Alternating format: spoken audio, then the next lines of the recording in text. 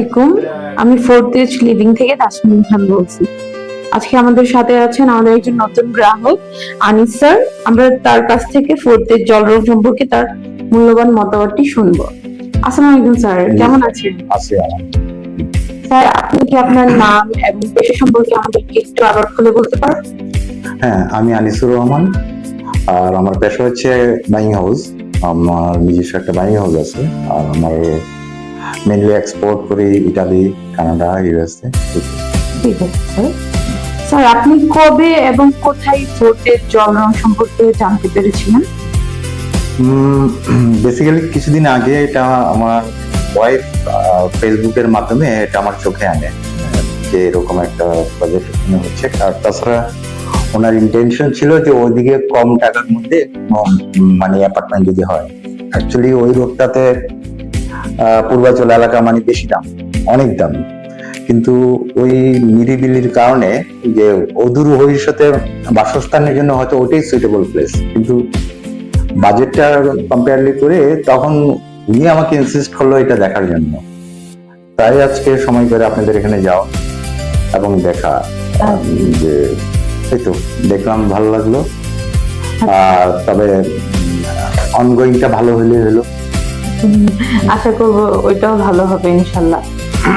আর আমাদের লোকেশনটা তো স্যার আপনি আজকে ভিজিট করেছেন, প্রজেক্ট ডিজাইন এন্ড লোকেশন কিরকম লেগেছে? অ্যাকচুয়ালি ওই তো প্রজেক্ট ডিজাইনটা আপনাদের বুশিয়ারে যেরকম আছে বা ফেসবুকে আছে, ওটা তো রিয়েলি ইন্টারেস্টিং এবং খুবই অ্যাট্রাক্টিভ। ওটা দেখেই মূলত ইন্টারেস্টেড হওয়া।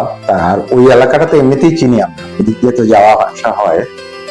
তো এখন আপনারা যেরকম ডিজাইন আছে পরপরে এই ডিজাইন থাকলে হলো, ওটা যদি ফার্দার কোনো চেঞ্জ না করে, দেন ইট ইজ ফ্যান্টাস্টিক।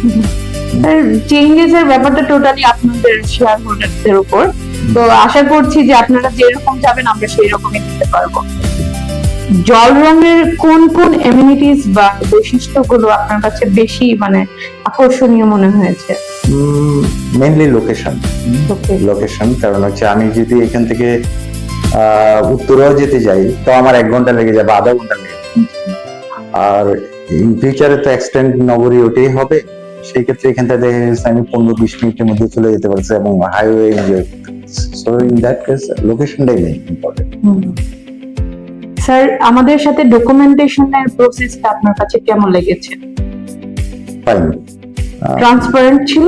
হ্যাঁ, আমার কাছে মেইনলি আপনাদেরটা ভালো লাগছে যে যখনই কোথাও শেয়ার কিনতে যাওয়া হয় যে এট এ টাইমই পুরো শেয়ারের টাকাটা দিতে হয়।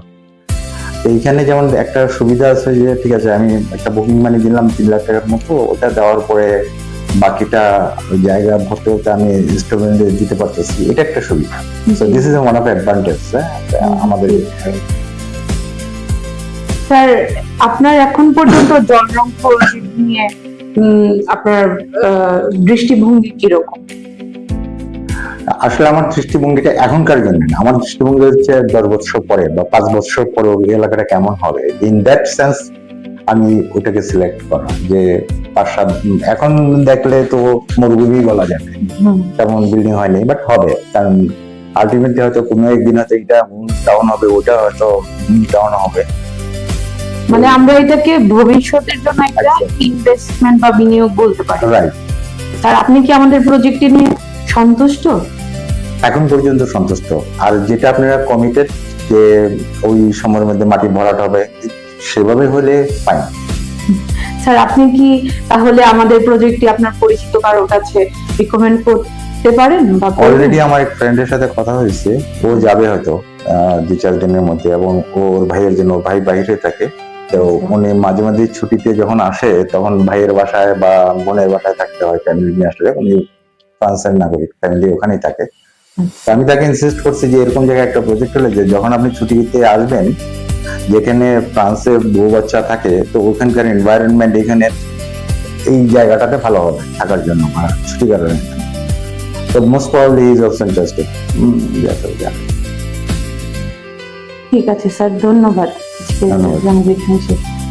Thank you.